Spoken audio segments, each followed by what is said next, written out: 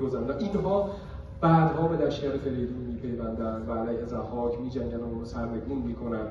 فردوسی حرف جالبی در مورد اینها میزنه. اینها رو پدران و اجداد قوم کرد می‌دونه. اینطوری میگه تو شاهنامه که کنون کرد از آن تخمه دارد نژاد، که ز آباد ناید به دلبر شیراد.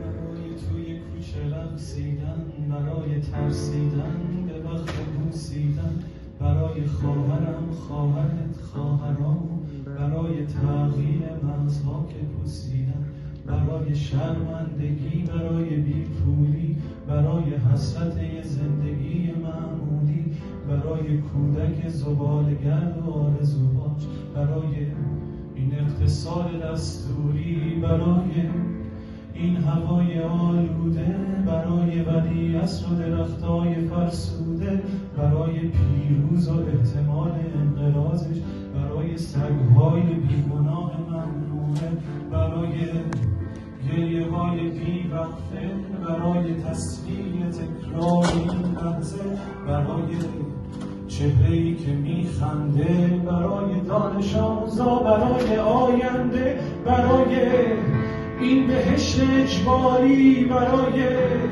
نخبه های زندانی، برای کودکان افغانی، برای این همه برای غیر تکراری، برای این همه شعارهای تو خالی، برای آوار خونه های پوشالی، برای احساس آرامش، برای خورشید پس از شبای طولانی، برای قرص‌های اعصاب و بیخوابی، برای مرد میهن آبادی، برای دختری که آرزو داشت پسر بود، برای زن زندگی آزادی،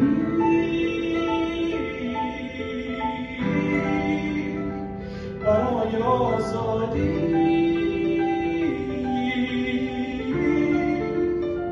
برای آزادی.